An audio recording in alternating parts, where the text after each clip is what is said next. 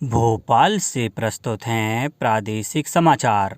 नमस्कार, समाचारों के साथ मैं जितेंद्र रघुवंशी। पहले मुख्य समाचार। प्रधानमंत्री ने कहा कि वर्तमान परिस्थितियों में बिम्स्टेक क्षेत्रीय सहयोग को सक्रिय करना और अधिक महत्वपूर्ण हो गया है। बुरहानपुर जिला 100% नल जल युक्त जिला घोषित।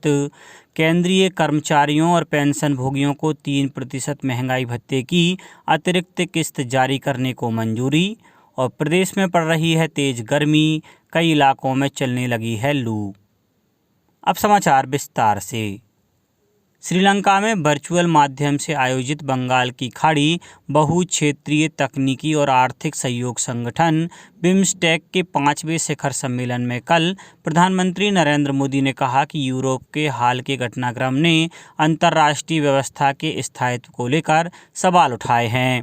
उन्होंने कहा कि बिम्स्टेक क्षेत्रीय सहयोग को और अधिक सक्रिय करना महत्वपूर्ण हो गया है। प्रधानमंत्री ने बिम्स्टेक सचिवालय की क्षमता बढ़ाने पर बल दिया ताकि यह सबकी अपेक्षाएं पूरी कर सके। श्री मोदी ने कहा कि व्यापार बढ़ाने के लिए बिम्स्टेक मुक्त व्यापार समझौते के प्रस्ताव पर जल्दी प्रगति होनी चाहिए। श्रीलंका में वर्चुअल माध्यम से आयोजित सम्मेलन में श्री मोदी और अन्य नेताओं की वर्चुअल उपस्थिति में 3 बिम्स्टेक समझौतों पर हस्ताक्षर हुए।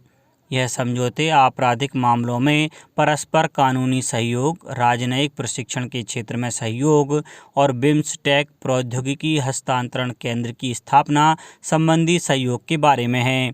गौरतलब है कि 1997 में स्थापित बिम्स्टेक एक क्षेत्रीय संगठन है।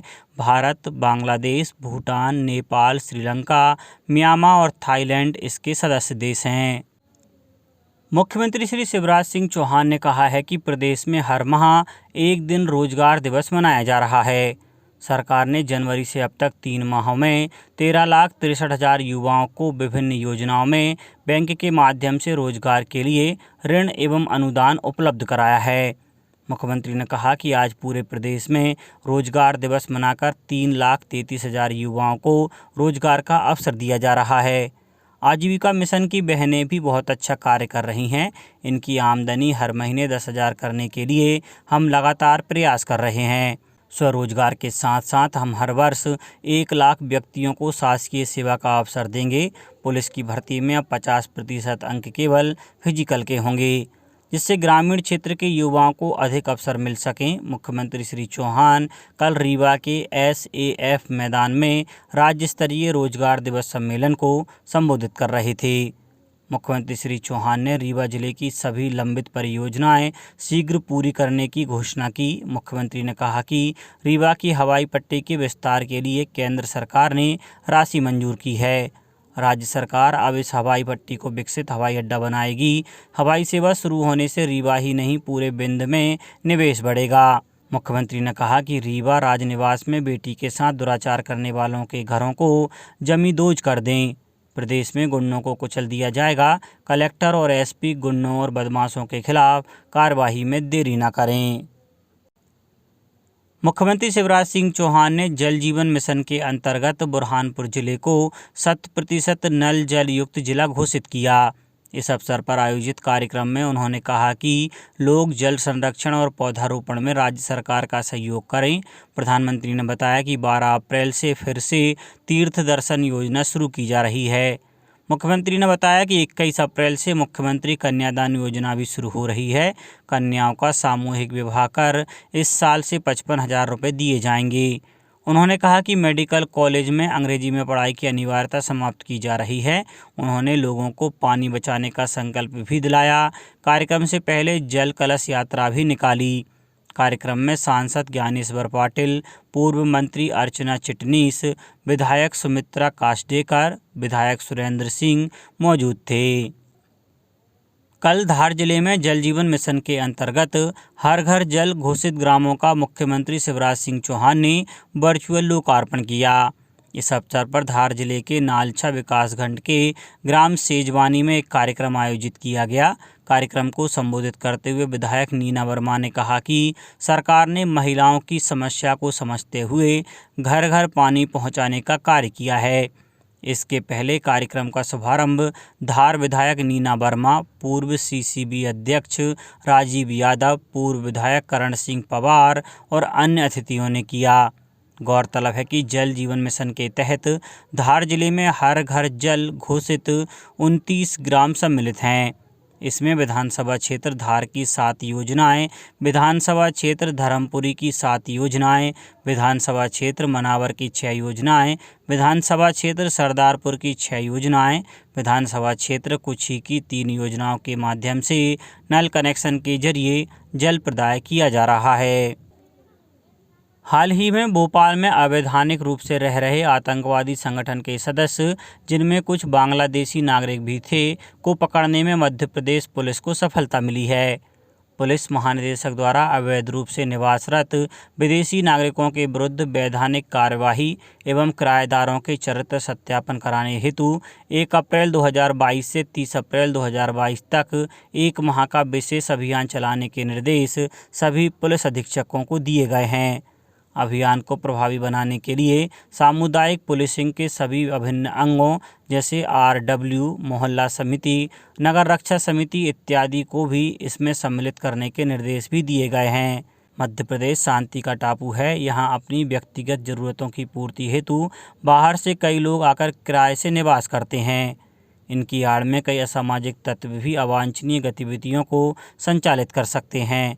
वर्तमान में कई किराएदारों का चरित्र सत्यापन नहीं हुआ है। अवैध रूप से रह रहे किराएदार आंतरिक सुरक्षा एवं कानून व्यवस्था के लिए गंभीर खतरा उत्पन्न कर सकते हैं।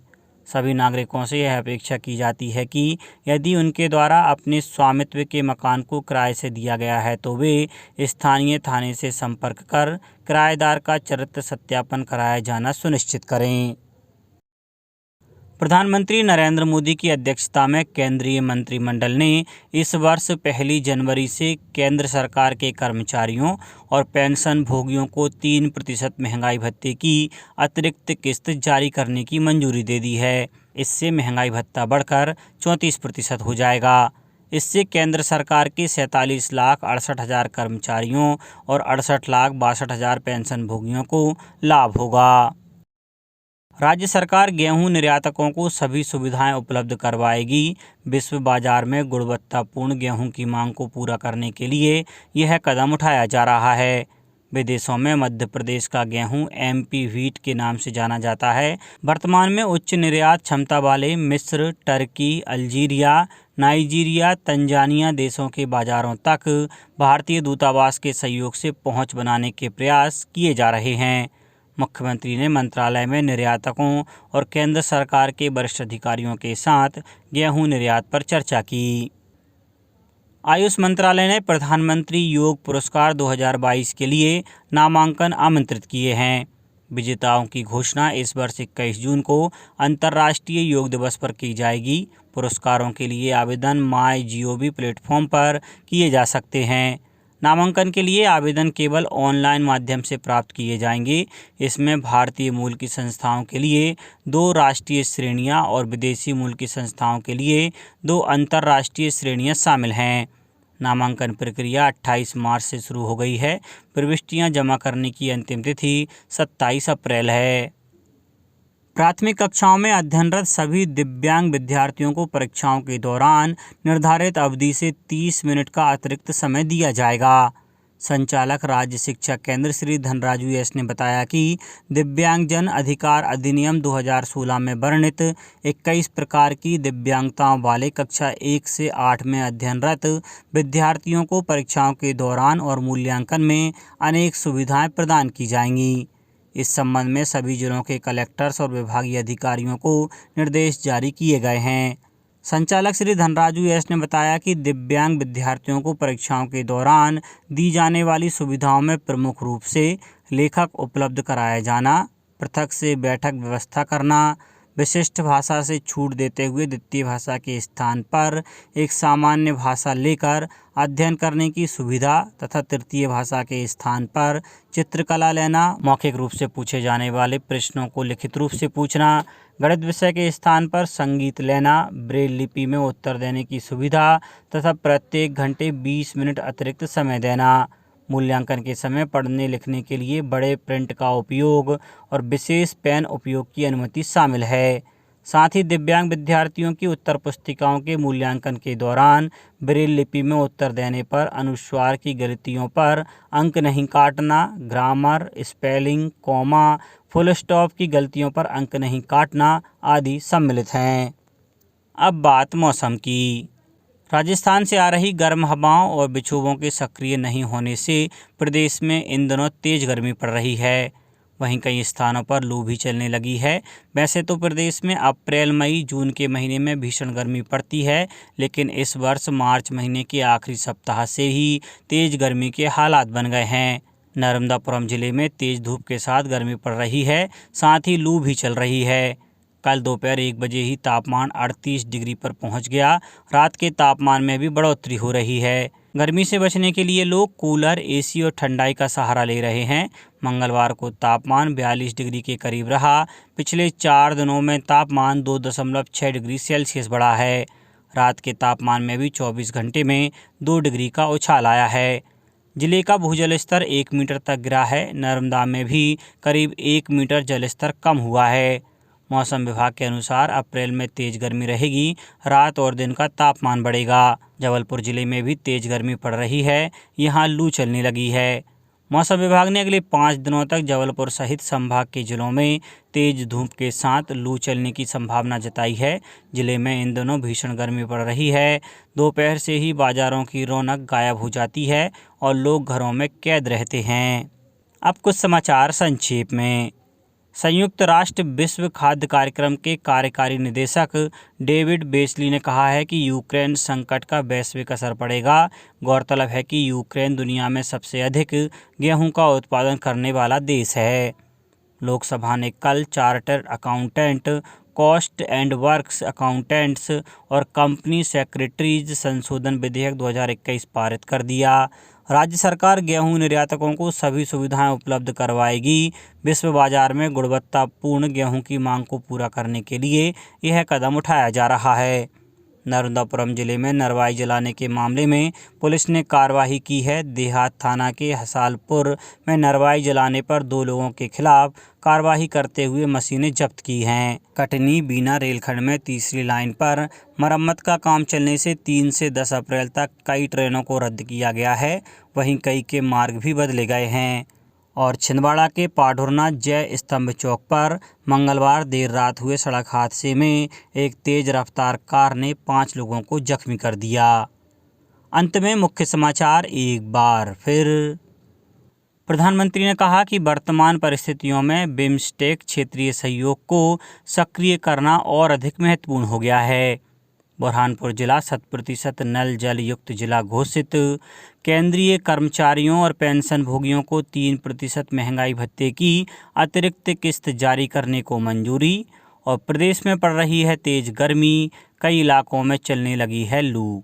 इस बुलेटिन में इतना ही। घर पर रहिए, सुरक्षित रहिए और सुनते रहिए प्रादेशिक समाचार। नमस्कार।